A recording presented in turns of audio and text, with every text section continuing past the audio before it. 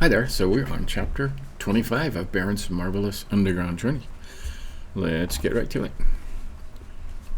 Not only had I been unable to sleep, but by my tossing and turning I had kept poor dear Bulger awake, so that when morning came we both looked haggard enough. I felt as if I had been through a fit of sickness, and no doubt he did too. At any rate, I had no appetite for the heavy meat diet of the culty corpse, and seeing me refuse my breakfast, Bulger did likewise.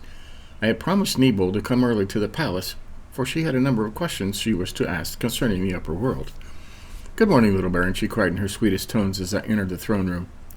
"Did sleep well last night on the new pelt which Papa sent thee?" I was about to make a reply when Sneebold's hand, coming in contact with mine, for we both had removed our gloves in order to shake hands, she uttered a piercing scream and drew back, stood there blowing her breath on her right palm, and she exclaimed again and again, "Firebrand, firebrand!" Firebrand.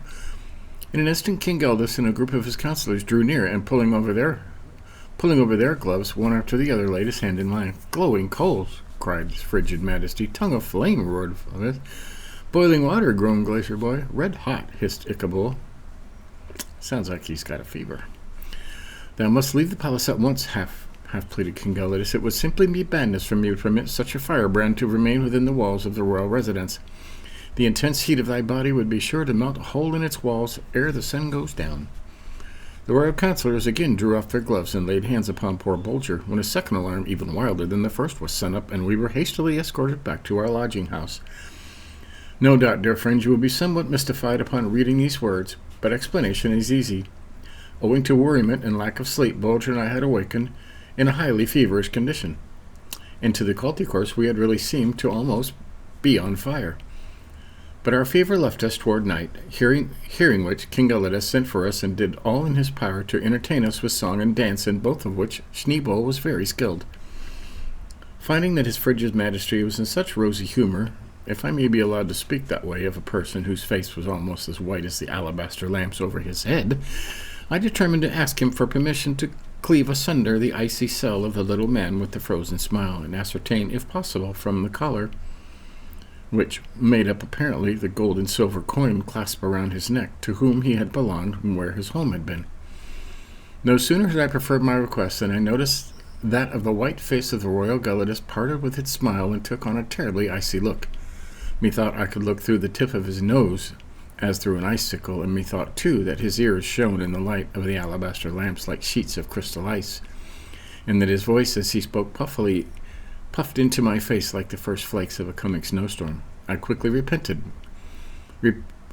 me of my rash action, but it was too late, and I determined to stand by it.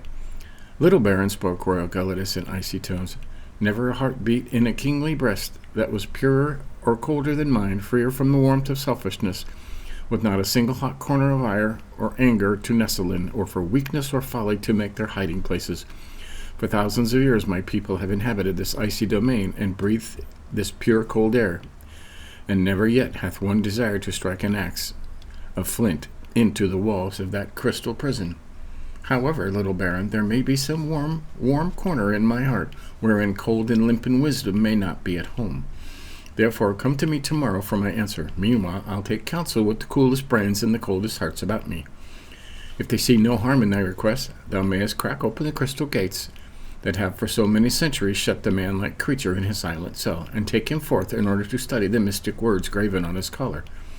But upon the strict condition that in cleaving open his house of crystal, my Corey men so apply their wedges of flint as to break the block in 2 equal pieces, that when thou hast read what may be there, the 2 parts may be closed upon the little man again, edge fitting edge, like a perfect mold.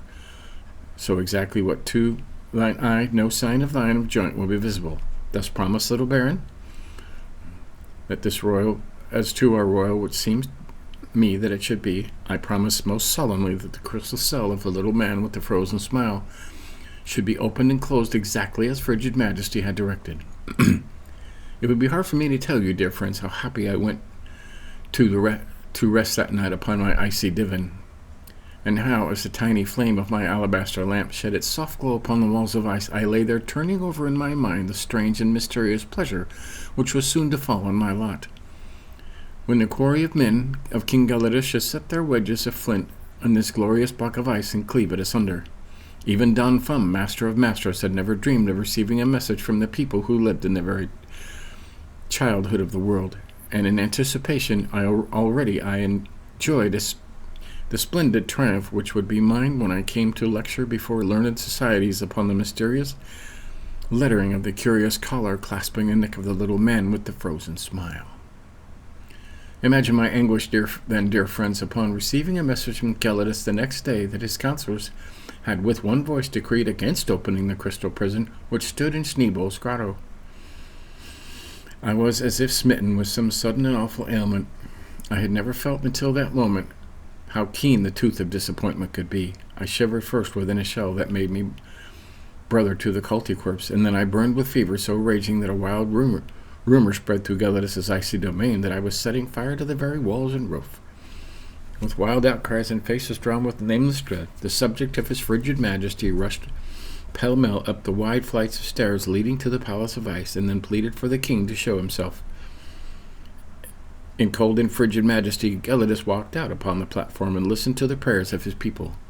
"We shall burn," they cried. "Our beautiful home will fall about our ears. These crystal steps will melt away, and all these fair columns and arches and statues and pedestals will turn to water and empty themselves into the lower caverns of the earth.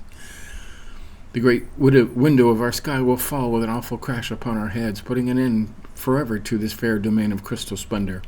O Gelidus, hasty, hasty, ere it be too late. Let the little baron have his way before bitter disappointment transforms his body and limbs into tongues of flame to lick up this magnificent palace in a single night, and dash its 1,000 alabaster lamps to the ground, a heap of shards, no fragment matching its brother fragment, but all wretched mass of worthless matter." King Gelidus and his frosty counselors saw that it would be useless to attempt to reason with the people, and therefore, turning toward them, he coldly waved his chilly right hand, and with an icy smile spoke frostily as follows. "Go, Culticorps, to your homes, and be happy. What think you? Have I a heated brain? Doth my heart steam with foolishness, that you should think me capable of wishing harm to the tiniest Culticorp that spins his top of ice in my fair kingdom? Go to your homes, I say. The little baron is already cooling off, for he hath my full consent to cleave asunder the crystal prison of the little man with the frozen smile.